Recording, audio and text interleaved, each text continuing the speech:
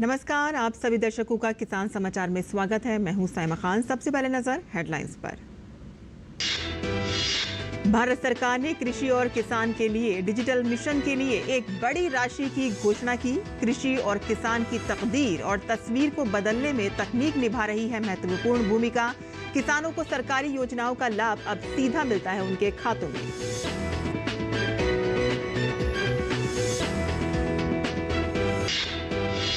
उड़ीसा में सीएम किसान योजना का शुभारंभ। मुख्यमंत्री मोहन चरण मांझी ने की योजना की शुरुआत। योजना से 46 लाख किसान परिवारों को लाभ होने की उम्मीद। केंद्रीय मंत्री धर्मेंद्र प्रधान ने भी कार्यक्रम में लिया भाग। कहा कि गरीबों किसानों को सशक्त बनाना है सरकार की प्राथमिकता।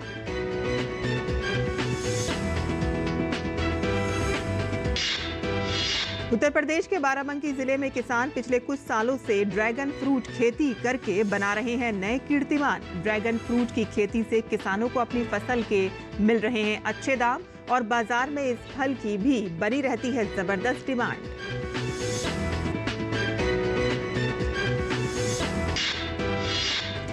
सिंजेंटा एक वैश्विक कृषि प्रौद्योगिकी कंपनी है। ये कंपनी किसानों को फसल सुरक्षा और बीजों से जुड़ी सेवाएं मुहैया कराती है। और इसी कड़ी में अब सिंजेंटा के ग्लोबल सीईओ जेफ रो ने अपने पहले भारत दौरे पर कृषि के क्षेत्र में भारत की प्रगति की सराहना की। सिंजेंटा ने भारतीय किसानों, युवाओं और ग्रामीणों के प्रति कंपनी के जुड़ाव को और मजबूत करने के लिए कई कार्यक्रमों की घोषणा की। और अब समाचार विस्तार से। और डिजिटल कृषि मिशन किसानों के जीवन में बदलाव लाने वाली ऐसी तकनीक है जो कृषि और उससे जुड़े सभी क्षेत्रों में किसानों के कार्यों को सरल और बेहतर बना रही है।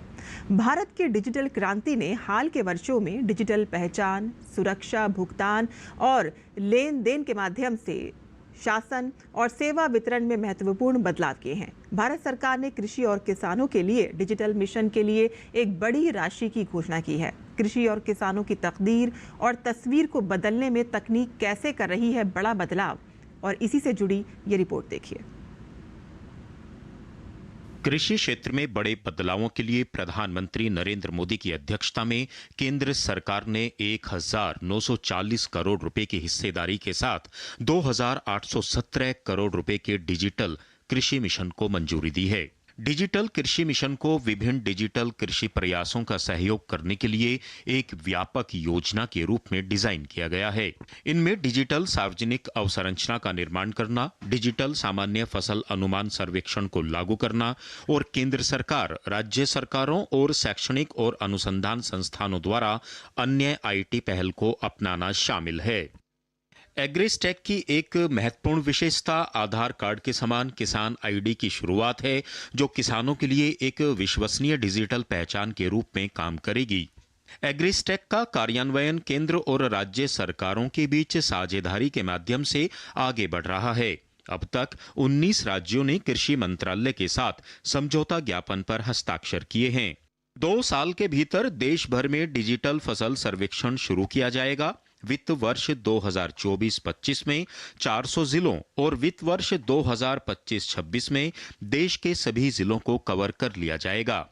इस मिशन के तहत देश की लगभग 142 मिलियन हेक्टेयर कृषि भूमि के विस्तृत मृदा प्रोफाइल मानचित्र तैयार किए जाने की परिकल्पना की गई है। इसमें 29 मिलियन हेक्टेयर की विस्तृत मृदा प्रोफाइल सूची पहले ही पूरी हो चुकी है।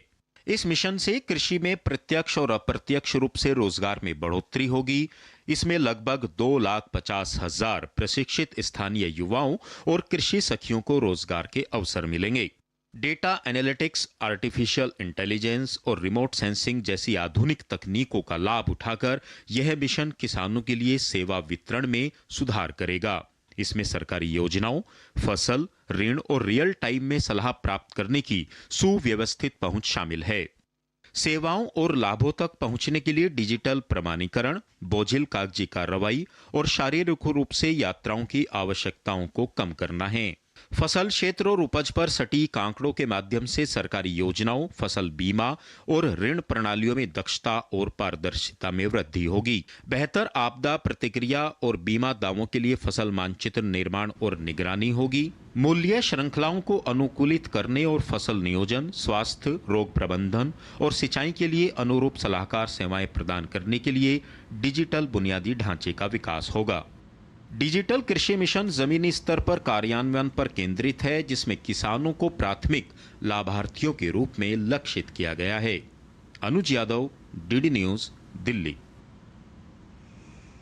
उड़ीसा के संबलपुर में मुख्यमंत्री मोहन चरण मांझी और केंद्रीय मंत्री धर्मेंद्र प्रधान ने सीएम किसान योजना का शुभारंभ किया। ये कार्यक्रम गंगाधर मेहर विश्वविद्यालय में संपन्न हुआ।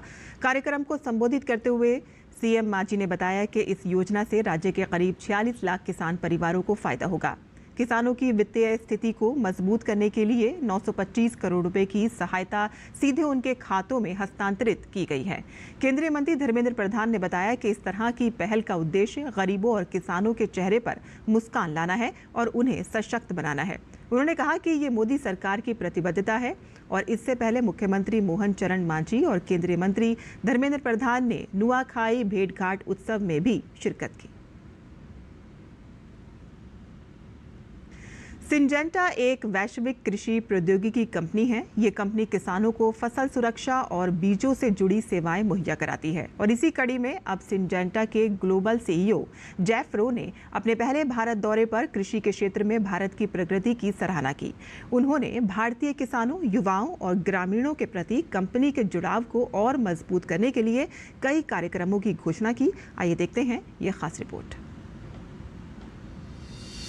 सरकार किसानों की चहुमुखी विकास के लिए प्रतिबद्ध है। ऐसे में सरकार किसानों को तकनीकी रूप से सक्षम बनाना चाहती है। जैसा कि सभी जानते हैं कि सिंजेंटा भी एक वैश्विक कृषि प्रौद्योगिकी कंपनी है।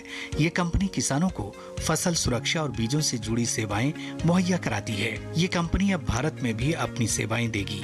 कंपनी ने भारत में आईराइस यानी इनकलकेटिव रूरल इंडिया स्किल एनहांसमेंट कार्यक्रम की शुरुआत की है, जिसका मकसद 1 लाख ग्रामीण युवाओं को कृषि क्षेत्र की विभिन्न नौकरियों के लिए प्रशिक्षित करना है। सिंजेंटा का कहना है कि यह कार्यक्रम ग्रामीण युवाओं को ट्रेन कर उन्हें कृषि आधारित रोजगार से जोड़ेगा, ताकि गांवों से हो रहे पलायन को रोका जा सके और कृषि में कुशल श्रमिकों की घटती संख्या की चुनौती का सामना किया जा सके।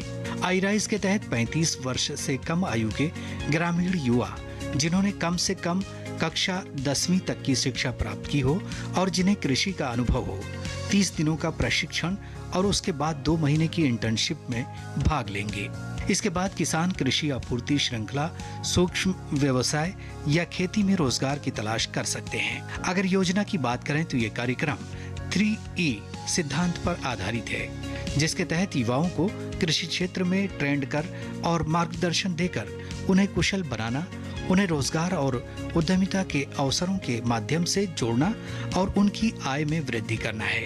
इस योजना में सिंजेंटा किसानों को जलवायु परिवर्तन और खाद्य सुरक्षा चुनौतियों का समाधान करने में सक्षम तरीकों को अपनाने में सहयोग करेगी। साथ ही ऐसी तकनीकों को विकसित करने के लिए मदद करेगी जो उत्पादन को बढ़ाएं और सुरक्षित रखें, ग्रीन हाउस गैस उत्सर्जन को कम करें, ताकि कृषि के क्षेत्र की तरक्की हो। माना जा रहा है कि ये प्रोजेक्ट हरियाणा और पंजाब में चावल उत्पादन को प्रभावित करने वाली जलवायु परिवर्तन की चुनौतियों का समाधान करेगी। प्रोजेक्ट में उर्वरक उपयोग को कस्टमाइज करने के लिए मिट्टी के स्वास्थ्य का विश्लेषण किया जाएगा, जिससे प्रति एकड़ 100 किलोग्राम यूरिया की कमी आएगी और देश में प्राकृतिक खेती को बढ़ावा मिलेगा। ब्यूरो रिपोर्ट के साथ संगीता अग्रवाल की रिपोर्ट, डीडी न्यूज।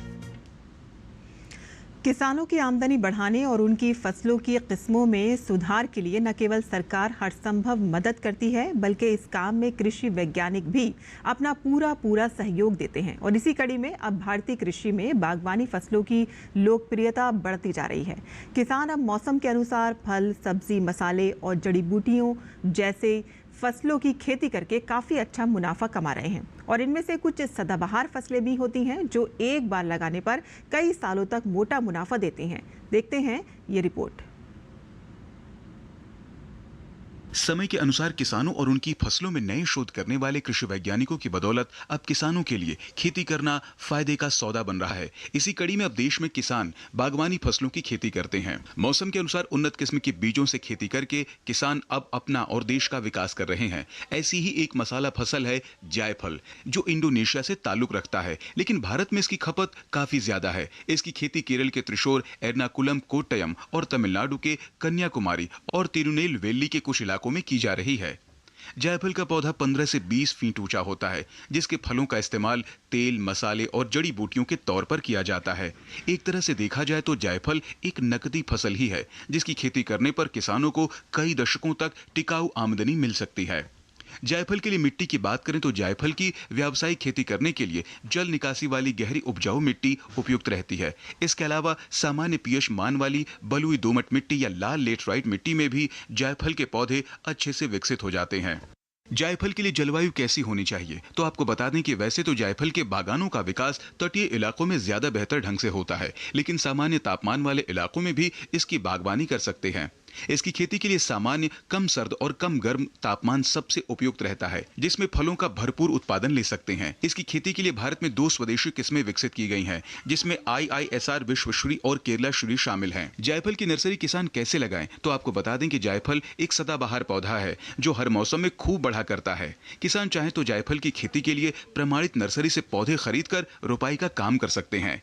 कीट रोगों की संभावनाओं से बचने के लिए खुद की नर्सरी लगाकर बीज या कलम की मदद से पौधे तैयार करना फायदेमंद रहेगा। इसके बाद मिट्टी से भरी पॉलिथीन में जायफल बीजों की बुआई करके छायादार स्थान पर रख दें। जायफल के बीज का अंकुरण और पौधा तैयार होने में 12 महीने लग जाते हैं, जिसके बाद खेत में पौधे की रोपाई की जाती है। किसान चाहे तो कम समय में पौधा तैयार करने के लिए ग्राफ्टिंग विधि यानी कलम विधि का प्रयोग भी कर सकते हैं। जायफल की खेती के लिए किसान बीज और कलम की मदद से जायफल के पौधे तैयार करने के बाद जैविक खाद और जैव उर्वरक डालकर खेतों को तैयार करना चाहिए। इसके लिए समान दूरी पर गड्ढों की खुदाई की जाती है और उनमें नीम की खली, वर्मी कंपोस्ट, गोबर की अच्छी सड़ी खाद और जैव उर्वरक आदि डाला जाता है। खेतों में जायफल के पौधे की रोपाई से पहले पॉलिथीन को हटाकर जड़ों को गोमूत्र और बाविस्टीन से उपचारित करते हैं। जलवायु के अनुसार बारिश के मौसम में जायफल के पौधों की रोपाई करने पर अच्छे परिणाम देखने को मिलते हैं। जायफल के पौधों की देखभाल के लिए किसान समय समय पर पौधों की अच्छी मात्रा में सिंचाई करते रहें।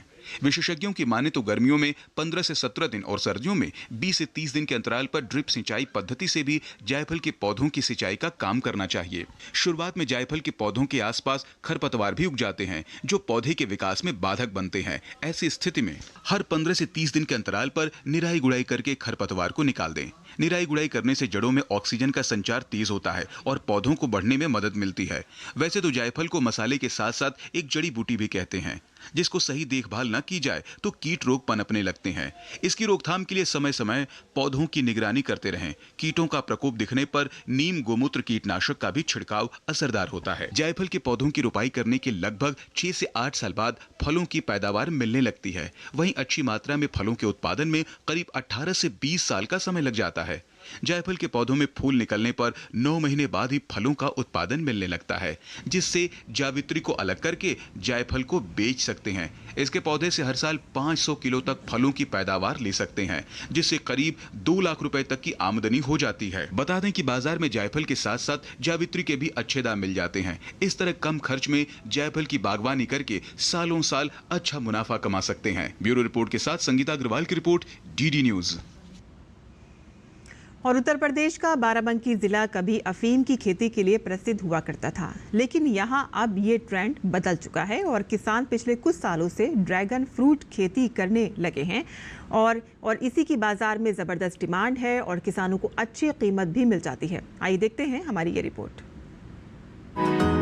खेती में नए नए प्रयोग कर जिले में अपनी अलग पहचान बनाने वाले बाराबंकी के प्रगतिशील किसान संग्राम सिंह ने इस बार अमेरिकन फल ड्रैगन फ्रूट की खेती शुरू की है। इस फसल में केवल एक बार निवेश के बाद पारंपरिक खेती के मुकाबले लगभग 25 वर्षों तक इससे आमदनी हो सकती है। प्रगतिशील किसान संग्राम सिंह 3 बीघे में ड्रैगन फ्रूट की खेती कर करीब 3 से 4 लाख रुपए मुनाफा कमा रहे हैं। ड्रैगन फ्रूट की कई किस्में होती हैं और किसान किसान मौसम के अनुकूल किस्मों का चयन करते हैं। देश में लाल किस्म का ड्रैगन फ्रूट सबसे अधिक उगाया जाता है, जिसका अंदरूनी भाग गुलाबी होता है। ये किस्म न केवल स्वाद में बेहतरीन होती है, बल्कि बाजार में भी इसकी अच्छी कीमत मिलती है। ड्रैगन फ्रूट की खेती जो है कुछ किसान यहाँ पे शुरुआत कर दिए हैं और कई सालों से खेती कर रहे हैं। सबसे बड़ा फ़ायदा ये है कि ड्रैगन फ्रूट की खेती करने में एक तो किसानों की लागत बच जाती है, बहुत कम खर्चा आता है। कैक्टस परिवार का है, सिंचाई ज़्यादा नहीं करनी पड़ती, बस केवल इसमें ये देखना पड़ता है जो पिलर्स लगाते हैं सीमेंटेड, उसका एक बार खर्चा आता है। बाकी जो है पौधों की कटिंग से लगाने में कुछ खर्चा आता है।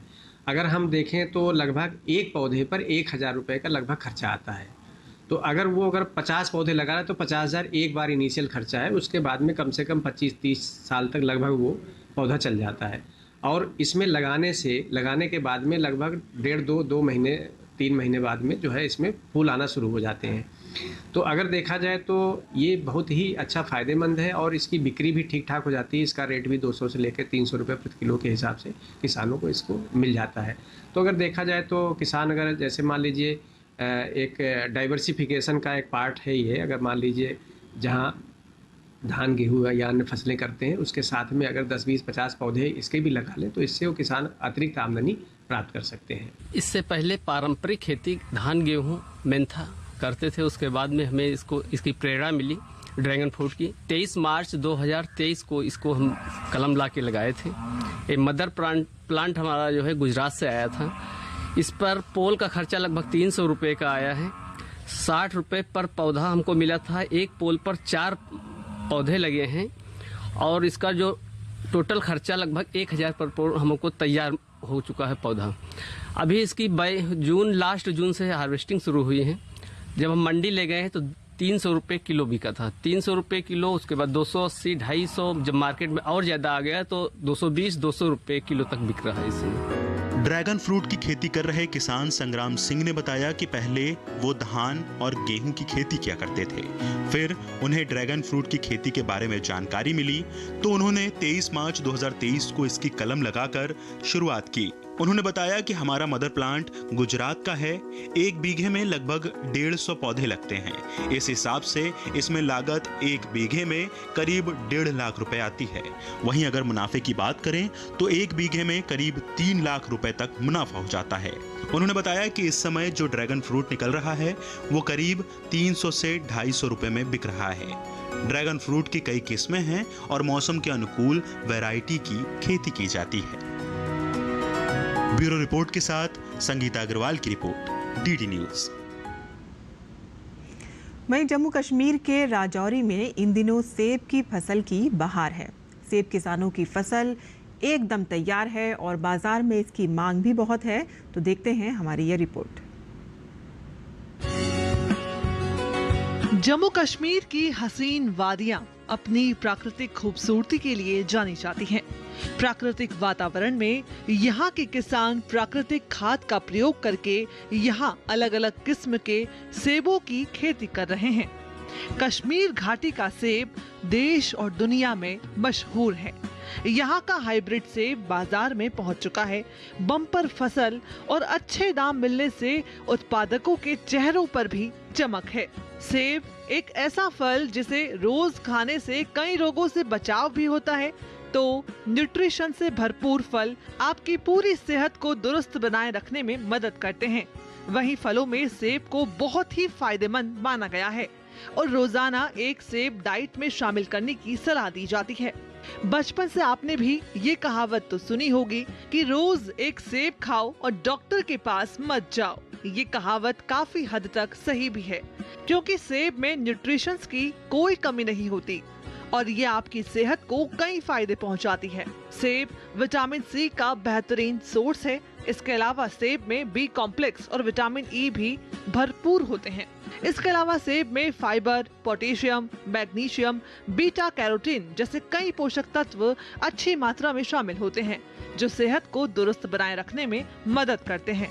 कुछ ऐसी वैरायटियाँ हैं जो शुगर के लिए बहुत मुफीद हैं, हार्ट के लिए मुफीद हैं। इसमें 3-4 वैरायटीज़ हैं और उसमें एक स्पेशली एक गोल्डन सेब है, गोल्डन एप्पल, वो शुगर पेशेंट के लिए बहुत मुफीद है। और हम खाली देसी खाद ही इस्तेमाल करते हैं। बाकी जो फ्रूट है ये भी हार्ट के लिए और जनरली फिज़िकल फिटनेस के लिए बहुत अच्छा है।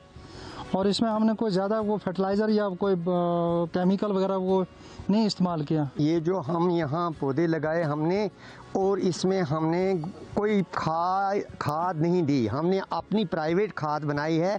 जो गोबर खाद हमने डाली, उससे हमें फ़ायदा मिला है। फ्रूट भी अच्छा हुआ है और पौधे भी अच्छे हुए। हमने मेहनत की, इसमें कोई साइड इफ़ेक्ट नहीं है। ये बीमारों के लिए बिल्कुल मुफीद है और कोई भी सेब को खाएगा इसको कोई तकलीफ नहीं होगी। रोजाना सेब खाने से आपका दिल दुरुस्त रहता है। दरअसल इसमें पोटेशियम होता है जो ब्लड प्रेशर को कंट्रोल में रखने में सहायक सिद्ध होता है। इसका सेवन बैड कोलेस्ट्रॉल को भी कम करने में मदद करता है। सेब में कई शक्तिशाली एंटीऑक्सीडेंट्स होते हैं जो फ्री रेडिकल्स को रोकने में मदद करते हैं। रोजाना सेब खाने से आपका डाइजेशन भी दुरुस्त रहता है। जिन लोगों को कब्ज की समस्या रहती है उनके लिए भी सेब फायदा करता है। इसमें फाइबर पाया जाता है जो पाचन को सुधारने में मदद करता है। सेब में कई न्यूट्रिशंस होते हैं और साथ ही फ्रुक्टोज भी होता है जो एनर्जी देने में मदद करता है। इसलिए सेब को आप ऑफिस में स्नैक्स की तरह ले सकते हैं या फिर नाश्ते के बाद इसका सेवन कर सकते हैं। वहीं ध्यान रखना चाहिए कि सेब हमेशा छिलके समेत ही खाना चाहिए। रोजाना एक सेब खाने से आपको कुछ ही दिनों में चेहरे पर भी इसका असर दिखाई देता है।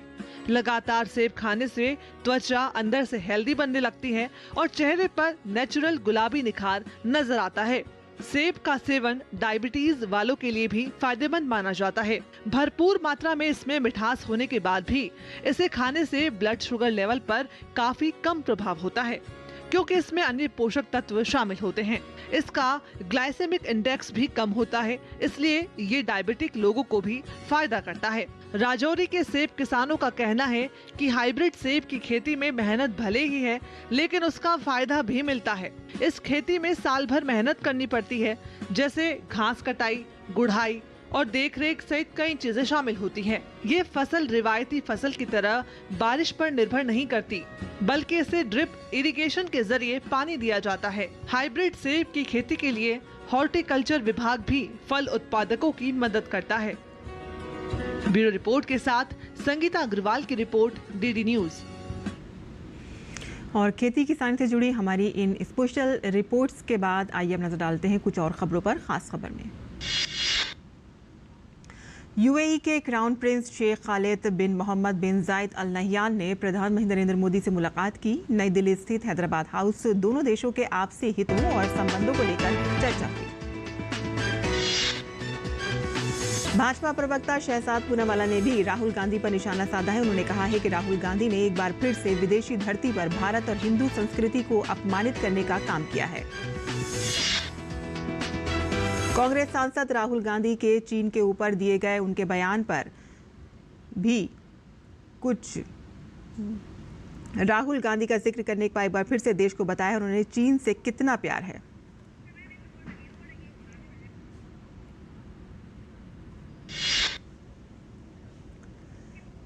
कोलकाता में डॉक्टर रेप मर्डर केस में आज सुप्रीम कोर्ट में सुनवाई हुई। पश्चिम बंगाल सरकार और सीबीआई दोनों ने अपनी अपनी स्टेटस रिपोर्ट दाखिल कर दी है और अगली सुनवाई मंगलवार यानी कि 17 तारीख को होगी। पीड़िता को जल्द न्याय दिलाने के लिए बंगाल सहित पूरे देश में लोग लगातार मांग कर रहे हैं और आज सुप्रीम कोर्ट की सुनवाई का सीधा प्रसारण कोलकाता में प्रदर्शन वाले स्थान पर लोगों ने देखा और पीड़िता को श्रद्धांजलि अर्पित की। बिहार की राजधानी पटना में 2 बाइक सवार बदमाशों ने दिन दिहाड़े भाजपा नेता को गोली मारकर हत्या कर दी। सुबह सुबह हुई फायरिंग से राजधानी दहल उठी। मृतक की पहचान बीजेपी नेता श्याम सुंदर उर्फ मुन्ना शर्मा के रूप में की गई है। जम्मू कश्मीर पुलिस ने नौशेरा के लाव में घुसपैठ की कोशिश को नाकाम करते हुए 2 आतंकवादियों को मार गिराया है। पुलिस ने आतंकियों के पास से 2 AK-47 और 1 पिस्तौल समेत बड़ी मिकदार में विस्फोटक सामग्री बरामद की है। भाजपा सांसद अनुराग ठाकुर जम्मू पश्चिम सीट से भाजपा के उम्मीदवार अरविंद गुप्ता की नामांकन रैली में शामिल हुए। भाजपा ने जम्मू पश्चिम सीट से अरविंद गुप्ता को चुनावी मैदान में उतारा है। गणेश उत्सव पूरे देश में धूमधाम से मनाया जा रहा है। महाराष्ट्र के मुंबई में स्थित श्री सिद्धि विनायक मंदिर और लाल बागचा राजा पंडाल में भक्तों की भीड़ लगातार उमड़ रही है। गणेश चतुर्थी का उत्सव पुणे के श्रीमंत भाऊ साहेब रंगारी गणेश मंडल में भी धूमधाम से मनाया गया। इस अवसर पर 2100 छात्रों ने गणपति अर्थविशिष्ट का पाठ किया। किसान समाचार में आज के लिए बस इतना ही। अनुमति दें। नमस्कार।